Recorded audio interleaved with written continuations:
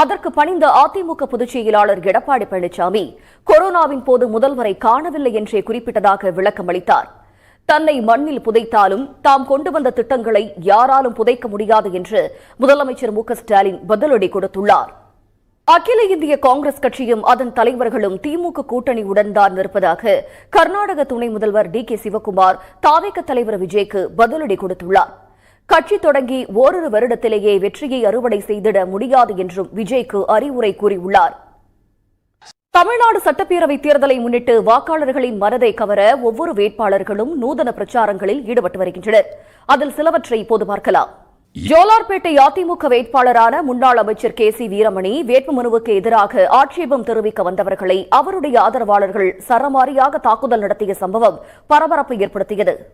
முதலமைச்சர் மு.க.ஸ்டாலினை சந்தித்து வன்னியர் கூட்டமைப்பின் நிறுவனர் தலைவர் சி.என். ராமமூர்த்தி மற்றும் ஜெயகுரு பாட்டாளி மக்கள் கட்சித் தலைவர் விருதாம்பிகை ஆகியோர் நேரில் ஆதரவு தெரிவித்தனர்.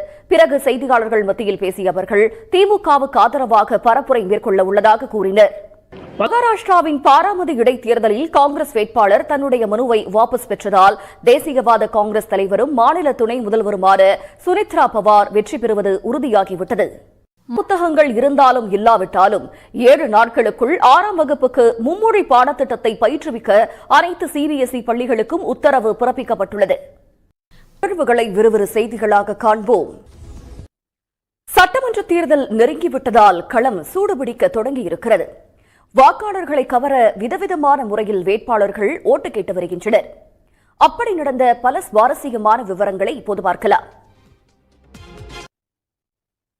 முதலமைச்சர் மு.க.ஸ்டாலின் குறித்த தரம் தாழ்ந்த பேச்சுக்கு கடும் எதிர்ப்பு எழுந்ததால் அதற்கு பணிந்த அதிமுக பொதுச் செயலாளர் எடப்பாடி பழனிசாமி கொரோனாவின் போது முதல்வரை காணவில்லை என்றே குறிப்பிட்டதாக விளக்கம் அளித்தார்.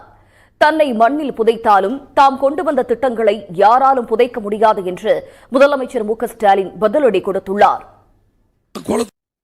அகில இந்திய காங்கிரஸ் கட்சியும் அதன் தலைவர்களும் திமுக கூட்டணியுடன் தான் இருப்பதாக கர்நாடக துணை முதல்வர் டி.கே. சிவக்குமார் தாவேக தலைவர் விஜய்க்கு பதிலடி கொடுத்துள்ளார். கட்சி தொடங்கி ஓரிரு வருடத்திலேயே வெற்றியை அறுவடை செய்திட முடியாது என்றும் விஜய்க்கு அறிவுரை கூறியுள்ளார்.